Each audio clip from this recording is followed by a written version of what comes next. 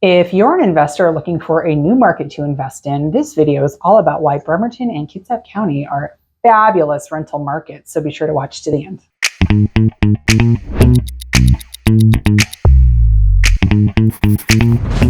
What's up, everybody? It's Cassandra Lopez with the Bremerton Broker channel. If you're new to the channel, be sure and subscribe and tap that little bell so you're notified every time I drop a new video.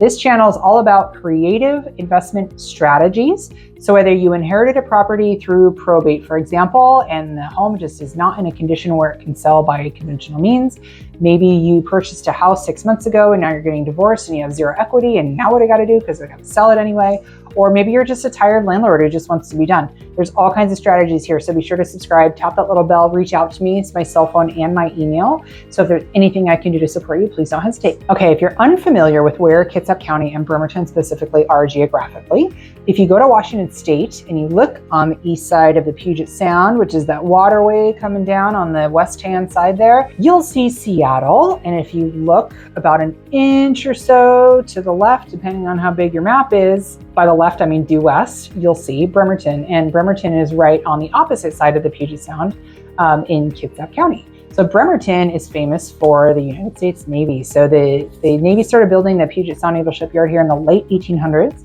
And today we have Naval Base Kitsap, Bremerton, Bangor, and Keyport. So there's 3 bases. And we also have like plenty of auxiliary bases, like we have the Manchester Fuel Depot, and then there's Indian Island Fuel Station, and there's all these auxiliary bases all around. And then just south of us, about 40 miles south in Tacoma, there is Joint Base Lewis McChord. So even though that's down in Tacoma, we still have plenty of people living in Kitsap who commute there every day. All that to say, when you have a very high military presence, and that's actually what brought me here. I was active duty Navy, and when I got out, I just never left. When you have a very high military presence, you have a lot of people coming and going at regular intervals, which keeps our rental market and our purchase market very, very steady and robust. That's really good if you own rentals, and it's really good if you want to buy and sell real estate.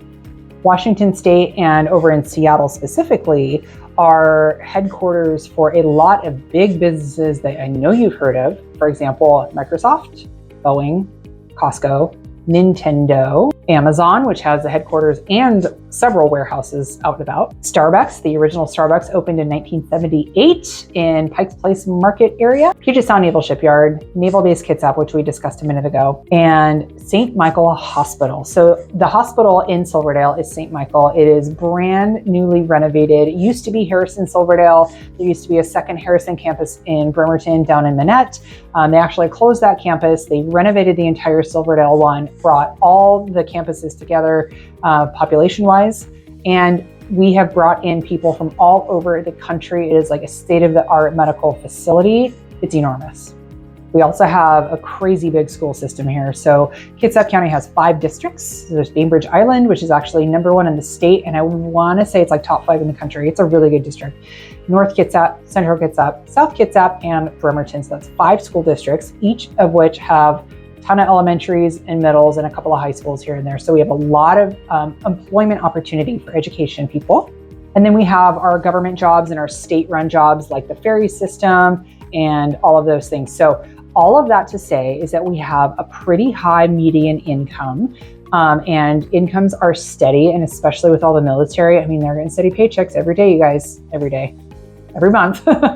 So not only do they have a relatively high median income, but it creates a lot of demand on our rental market.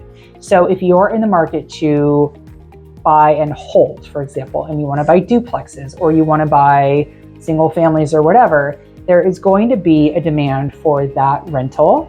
And as long as it's priced well, just like any other market, it's going to rent quickly, it's going to rent steadily, you're going to have low vacancy, it's going to be a great investment for you. If you're looking to flip, for example, there's going to be always somebody who's looking to buy a house, and everybody wants a nice, shiny, new feeling product, even though it maybe not be new construction, maybe it was built in 1985, but it looks new and it feels new. People are willing to pay a premium for that. I know I did when I bought my duplex. It was completely renovated. I didn't have to do anything to it. And I was totally willing to pay a premium because I didn't want to do that. Now with my 3rd unit that I bought, I did do that because it was on the lower price point end, and I really didn't have to put that much money into it. It wasn't like a studs out, remodel or anything like that. So, that one was kind of a light rehab. So that one worked fine.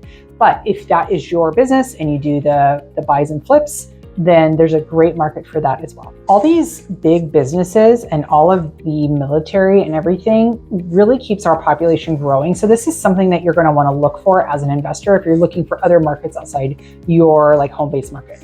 So our population growth has grown 9% year over year since 2010. And of course, the military accounts for a lot of that, but it still counts, right? So, I mean, that's a pretty healthy growth. And there is no reason to think that that growth ever may like revert or go down. Or God forbid, go into the negatives, because they would literally have to get rid of the shipyard here and our military presence for those numbers to slip even the slightest. We have actually a really phenomenal location. So if you looked at that map and you saw us 12 miles due west of Seattle, you'll notice that we have the state ferry system, and we actually have the Kitsap transit ferry system as well, which commutes folks from Bremerton to Seattle and back. So we have a ton of people who live in Kitsap, in Bremerton specifically, and commute to their jobs in Seattle on the east side, and maybe they walk or bike to their office or wherever that is when they get over there. And what happens there is that they're allowed to take advantage of Kitsap's affordable, relatively affordable housing, because the same house in Seattle would sell for like twice as much as it would in Kitsap. It's almost double, and it's totally bonkers. So they can take the income they're earning from their Seattle wage, they can apply it towards their cost of living in Kitsap, which is much more affordable, and it's better for the Kitsap economy because they're living here and spending their money here. So it kind of benefits everybody. It's a win-win. So if I haven't given you enough reasons why Kitsap County and Bremerton specifically are fantastic rental markets, I want to hear it in the comments.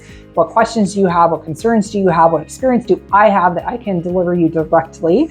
I would love that. I read all my comments. I'll respond to all my comments, and feel free to reach out to me directly if you prefer. Cell phone, email here. Be sure to subscribe to the channel and tap that little bell so you're notified every time I drop a new video. Bye for now.